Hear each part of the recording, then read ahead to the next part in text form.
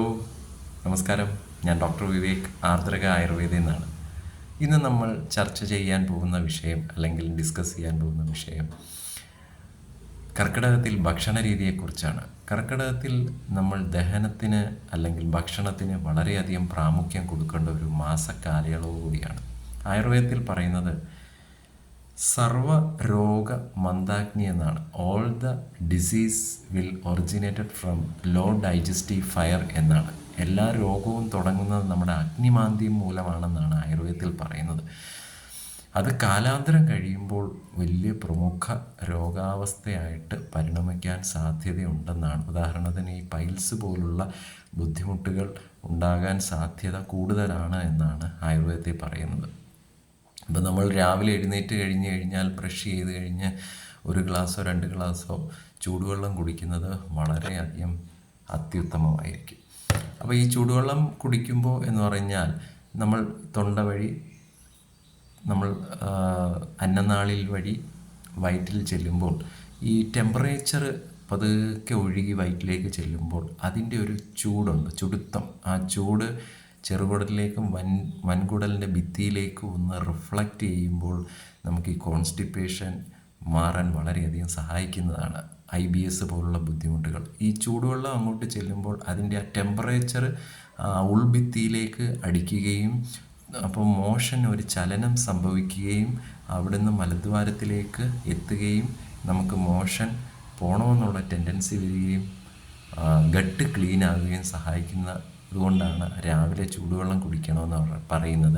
Better കാപ്പി, ചായ പോലുള്ള സംഭവങ്ങൾ എംപ്റ്റി സ്റ്റൊമക്കിൽ ഒഴിവാക്കുന്നത് വളരെയധികം അത്യുത്തമമായിരിക്കും.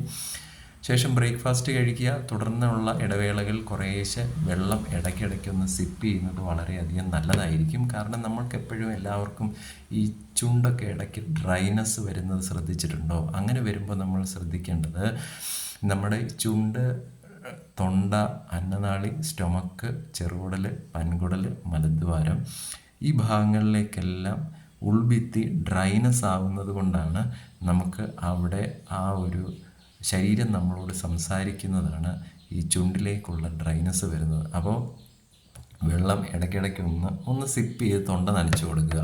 കുറേശ്ശെ വെള്ളം കുടിക്കുന്നത് ഈ മാസക്കാലയളവിൽ വളരെയധികം സഹായിക്കും. യൂറിൻ പോട്ടെ, മൂത്രം പോട്ടെ, അതൊക്കെ നന്നായിട്ട് പോട്ടെ. അതൊന്നും ഒരു ബുദ്ധിമുട്ടായിട്ട് ആരും കരുതണ്ട. പിന്നെ ഉള്ളത് നമ്മൾ ഈ ലഞ്ച് ഭക്ഷണം കഴിക്കുക, നന്നായിട്ട് ചവച്ചരച്ച് കഴിക്കുക. സാധാരണ ഒരു സമീകൃത ഭക്ഷണം പോലെ കഴിക്കുക. വൈകുന്നേരം ചെറിയ സ്നാക്സ് ഒക്കെ കഴിക്കുക. രാത്രിയാണ് ശ്രദ്ധിക്കേണ്ടത്. അത്താഴം കഴിവതും ഒരു 7 മണിക്ക് മുമ്പ് കഴിക്കാനുള്ള ഒരു ശ്രമം എല്ലാവരും നടത്തുക. കാരണം ആയുർവേദത്തിൽ പറയുന്നത് ഭൂമിയിലെ സൂര്യൻ്റെ ചൂട് പോകുന്നതിന് മുമ്പ് ഭക്ഷണം കഴിച്ച് കഴിഞ്ഞിരിക്കണം എന്നാണ്. അത് വളരെയധികം എല്ലാവരും ഒന്ന് ശ്രദ്ധിക്കുക. ഞാൻ അതിനുള്ള ശ്രമം എപ്പോഴും ചെയ്യാറുണ്ട്. 365 ദിവസവും അങ്ങനെ പറ്റണമെന്നില്ല. But we should try. നമ്മളെപ്പോഴും ഒന്ന് ശ്രമിക്കുന്നത് വളരെയധികം നല്ലതായിരിക്കും. രാത്രിയിലത്തെ ഭക്ഷണം കഴിവതും ഈ ഒരു സമീകൃത ആഹാരം പോലെ ഉച്ചയ്ക്ക് കഴിക്കുന്ന പോലെ കഴിക്കുന്നത് വളരെ നല്ലതായിരിക്കും. പ്രത്യേകിച്ച് രാത്രിയിലത്തെ അത്താഴത്തിന് കൂമ്പ് കിട്ടുന്ന സമയങ്ങളുണ്ടെങ്കിൽ കൂമ്പ് തോരൻ വളരെയധികം നല്ലതാണ്. ചേനയുടെ തണ്ട്, ചേനയുടെ ഇല, ഇതൊക്കെ വളരെയധികം സമീകൃതമായിട്ട് കുറച്ച് ചോറ് കൂടുതൽ കൂട്ടാൻ ആ രീതിയിലേക്ക് കഴിക്കുന്നത് വളരെയധികം നല്ലതായിരിക്കും.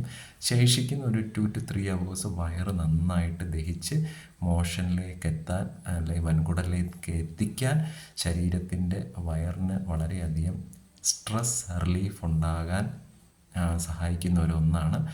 അപ്പോൾ ആ രീതിയിൽ ചെയ്യുവാണെങ്കിൽ നമുക്ക് വലിയ ദഹന ബുദ്ധിമുട്ടുകൾ വരാതിരിക്കാൻ സഹായിക്കും. ഈ